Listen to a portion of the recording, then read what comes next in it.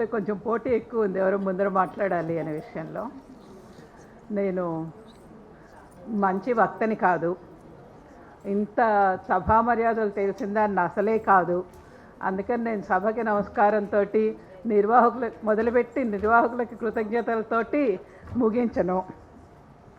నేను ఇప్పుడు మాత్రం ఒక్క పని చేద్దాం అనుకున్నా. విమల మాట్లాడిన తర్వాత, సంధ్య మాట్లాడటం అయిన తర్వాత మనం అందరం ఒకసారి గట్టిగా ఊపిరి పీల్చుకొని వదిలితే నా మాటలు వింటాను మీకు కొంచెం ఓపిక వస్తుందేమో అని చెప్పాయి. మరి అదరగొట్టేసింది బెదరగొట్టేసింది సంధ్య. అందుకని మరి ఇంకొంచెం లైటర్ వెయిన్లో మాట్లాడుకుందాము. అంతగా మరి అంత పెద్ద పెద్ద విషయాలు చెప్పి అంతగా బెదిరించకుండా, అంటే నేను కూడా అసలు బెదిరించకుండా ఏమి ఉండను, ఇక్కడ ఎక్కి నుంచి నాకు బెదిరించకపోతే ఎట్లా. కానీ అయితే నేను చాలా చాలా తక్కువ సమయంలో బెదిరిస్తాను. అంతా నా సంగతి మీకు తెలీదా? నిజానికి ఈ మీటింగ్ మొదలు పెట్టబోయే ముందు ఆశాజ్యోతి గారు రాలేదంటే, అమ్మో 4 గంటల మీటింగ్ ఏం చేస్తావు విజయ్, ఎట్లా చేస్తావు, చూద్దాంలే సుధా చూడటం ఏం మిగిలేటట్టుంది 6 గంటలు దాటిన తర్వాత కూడాను. నేను అనుకుంటూ ఉంటా మాతృత్వం గురించి చదివినప్పుడు నేను పెద్ద మంచి తల్లిని కాదేమో అని. ఎందుకంటే మా పిల్లలు కింద పడితే నాన్న నాన్న అని ఏడ్చేవాళ్ళు. ఒకసారి మా అక్కయ్య అడిగింది నన్ను, అట్లా అంటే నీకేమనిపిస్తుంది అని. ఏమనిపించుంటుంది చెప్పండి? ఆ అమ్మయ్య అనిపించింది. అమ్మయ్య, ఆడవాళ్ళందరికీ మాతృత్వం మీద ఇదే అభిప్రాయం ఉన్నందుకు నాకు చాలా ఆనందంగా ఉంది.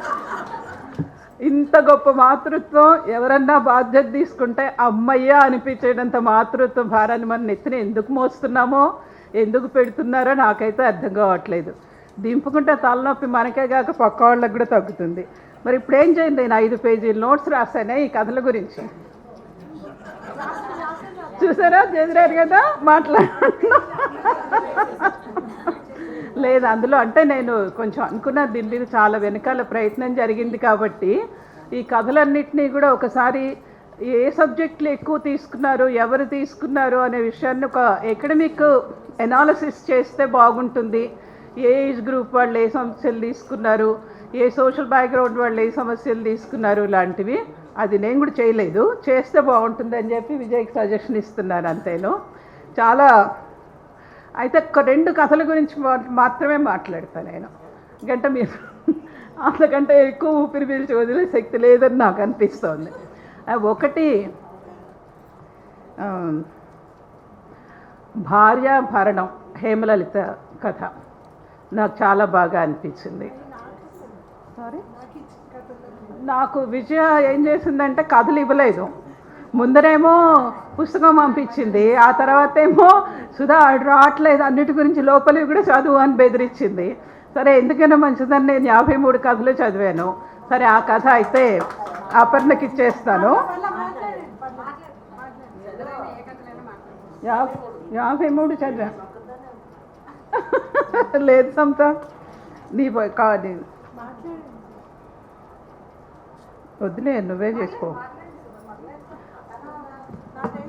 అంటే నాకు ఆ కథ చదువుతున్నప్పుడు మాతృత్వ బాధ్యతని వదిలించుకోవటం ఎంత కష్టమో బాగా అర్థమైంది. ఎందుకంటే పిల్లల్ని వదిలేస్తుందా వాళ్ళు ఏడుస్తున్నారా అని మనకు కూడా ప్రాణం పీకుతుంది కదా. అయినా సరే వదిలించుకోవాలి. ఆవిడ దగ్గర కూడా ఆ పిల్లలేమి స్వేచ్ఛగా పెరగబోవట్లేదు, సుఖంగా పెరగబోవట్లేదు. అంత తక్కువ ఆదాయంతో అంత అరక్షిత పరిస్థితుల్లో పెరిగే తల్లి దగ్గర, అందుకని ఆ తండ్రి దగ్గర కష్టపడతాడేమో అని చెప్పి అనుకోవాల్సిన అవసరం లేదు అని చెప్పి నేను కూడా ఎడ్యుకేట్ అయ్యాక చదివి. మామూలుగా అయితే పిల్లల్ని చంకనేసుకొని వెళ్ళాలేమో అని నేను కూడా అనుమానించేదాన్ని. అంటే చాలా కథలు చదివాను, కానీ ఇప్పుడు వాటన్నిటినీ గురించి కాక అది నాకు ఈ కథలు చదువుతున్నప్పుడు ఇంకొక విషయం విచిత్రంగా అనిపించింది. చాలా కథలు మామూలుగా చదివితే అందులో మనం దాన్ని మాతృత్వానికి సంబంధించిన కథగా చదవమేమో అని. స్పెషల్ చిల్డ్రన్ గురించి చదివినప్పుడు, రేప్ గురించి చదివినప్పుడు, అంటే అందులో తల్లులు కూడా ఉంటారు, కానీ ఈ గొడుగు కిందకి అది వస్తుందా అని చెప్పని ఇవన్నీ తీసుకొచ్చినప్పుడు నాకు నిజంగానే వీటన్నిటినీ కూడా ఒక మాతృత్వపు బరువుతో చూడాల్సిన అవసరం ఉంది కదా అని చెప్పని. గిరిజ ఫాదర్హుడ్ కథ గురించి ఆల్రెడీ చెప్పేశాను కదా మా ఇంట్లో ఏం జరుగుతుందో. అందుకని నేను మళ్ళీ అది చెప్పను. తర్వాత మీ పిల్లల్ని పెంచుతూ మరొకసారి మరొక జీవితంలోకి ఎంటర్ అవ్వాలి అనుకుంటే చాలా కుదరకపోవటం గురించిన కథలు కూడా 4-5 ఉన్నాయి. అంటే ఇంకొక చాలా నాకు మాట్లాడాలనిపించిన కథ నల్లూరు రుక్మిణి అజమాయిషి. అంటే మాతృత్వం మనం అంటే స్త్రీల అస్తిత్వం మొత్తం మాతృత్వమే అయినప్పుడు వాళ్ళు ఆ మాతృత్వంలో నుంచే ఎక్స్ప్లాయిట్ చేయాలి, ఆ మాతృత్వంలో నుంచే అధికారం చెలాయించాలి, ఆ మాతృత్వంలో నుంచే ప్రేమను ఇంకో దాన్నే ఎక్స్ చేయాలి. ప్రేమ మాత్రమే అందులో ఎక్స్ చేసి అజమాయిషి వేరే రిలేషన్లో చేయలేరు కదా. ఆ కథ నాకు చాలా చాలా బాగా రాసిందని అనిపించింది, చాలా మంచి విషయాన్ని పట్టుకుందని. అంటే ఎందుకు కొడుకుల్ని గుప్పెట్లో పెట్టుకోవాలని తల్లులు ఆలోచిస్తారు, ఎందుకు కూతుళ్ళ కాపురాలని తమ చేతుల్లో తీసుకోవాలని తల్లులు ఆలోచిస్తారు అంటే మరి వాళ్ళకి అదొక్కటే కదా ఉన్నది, వేరేదేం లేదు కదా. అంటే ఈ మాతృత్వమే నుంచి వచ్చే కంట్రోల్నే వాళ్ళు కంట్రోల్ కింద వాడుకోవాలి. ఈ మాతృత్వం నుంచి వచ్చే సకల కష్టాలతో పాటు వచ్చే ఈ మినిమం అధికారాలు ఏవైతే ఉన్నాయో వాటిని కూడా అందులో నుంచే పొందాలి. కాబట్టి కూడా స్త్రీలు బహుశా ఆ మాతృత్వాన్ని పట్టుకొని వేళ్లాడుతూ ఉంటారేమో. ట్రాన్స్జెండర్ల మీద కథ గురించి ఆవిడ చాలా చెప్తారు కాబట్టి నేను అసలు ఆ కథల జోలికే వెళ్ళను.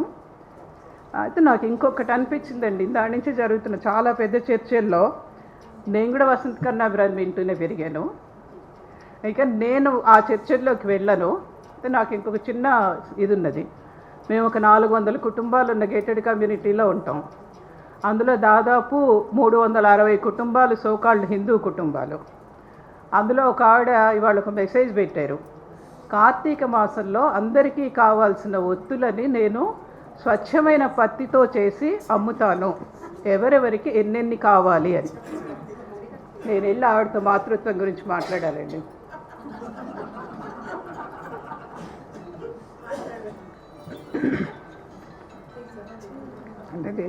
అంటే నాకు ఎవరు చెప్పిన విషయాల మీద ఏమీ అభ్యంతరం లేదు అని మనం కాళ్ళు నేల మీద పెట్టి మాట్లాడాలి అనే విషయం ఒకటి మాత్రం బాగా బలంగా అనిపిస్తోంది. మనకి 100 విషయాలు తెలిసి లాభం లేదు. మన చుట్టుపక్కల ఉన్న వాళ్ళకి 4 విషయాలన్నా తెలియకపోతే మనకు తెలిసిన ఈ 100 విషయాల వల్ల ఏమీ ఉపయోగం ఉండదు. అయితే అనుకుంటా నన్ను మళ్ళీ ఎవ్వరూ బెదిరించకముందే ఆపేస్తాను.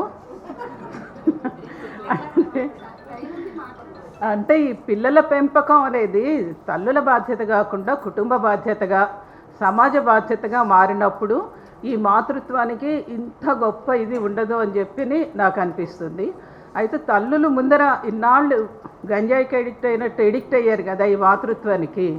నాకు తెలిసిన చాలామంది లాండ్ విమెన్ ఫ్రెండ్స్ చెప్తారు, సెకండ్ చైల్డ్ని వీన్ ఆఫ్ చేసేటప్పుడు చాలా ఇన్సెక్యూర్గా అనిపించింది, జీవితంలో ఇంకా పాలివ్వలేం కదా అనిపించింది అని చెప్పని. అంత గొప్ప బాధ్యత వదిలిపోయింది కదా అని సుఖపడక దాని గురించి అంత బాధపడతారేంటి అని చెప్పి మనం అనుకోవచ్చు. కానీ దాని మీద ఎంత ఇది ఉంటుంది అనేది గుర్తుంది. ఫ్రెండ్ చాలా ఫెమినిస్ట్, మంచి ఇది చాలా క్లోజ్ ఫ్రెండ్ కూడాను. ఒకరోజు ఇంట్లో పడుకొని నిద్రపోతుండగా పిల్ల ఏడ్చిందని వాళ్ళ అత్తగారు పాలు కలిపి పట్టిందట దానికి. అప్పుడు నాకు చాలా అనిపించింది, సుధాకి నా బతుకు అర్థం ఏంటి అని చెప్పి అని.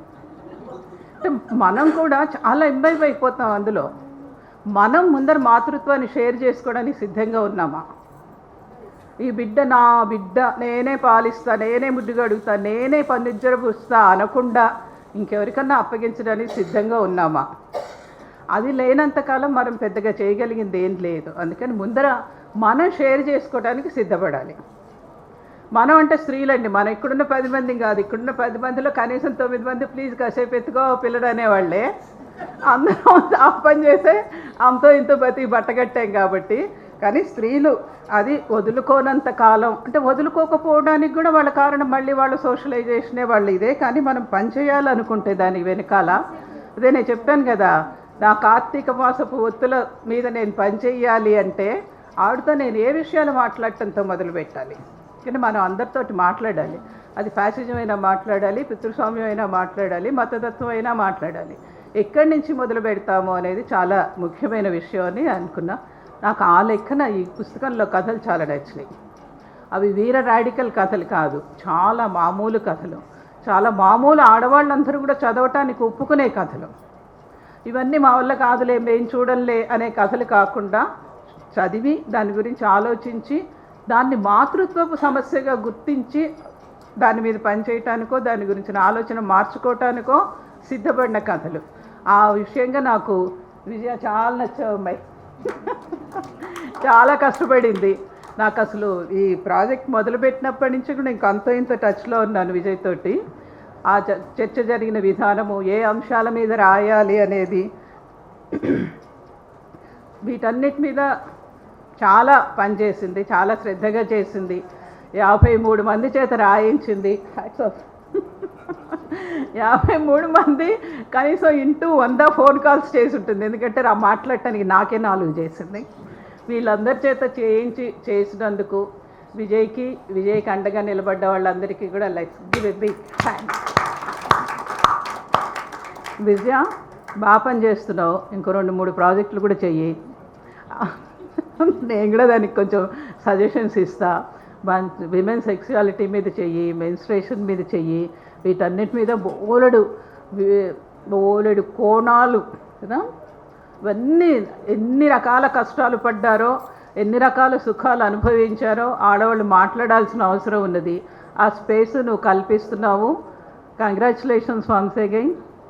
నేను ఇందాకే చెప్పా కదా, మళ్ళీ మర్చిపోతాను, నాకు ఈ అవకాశం ఇచ్చినందుకు థ్యాంక్ యూ. ఇది చివరి వాక్యం కావటం సభా పద్ధతి కాబట్టి నేను ఇంకా ముగిస్తున్నా. Thank you.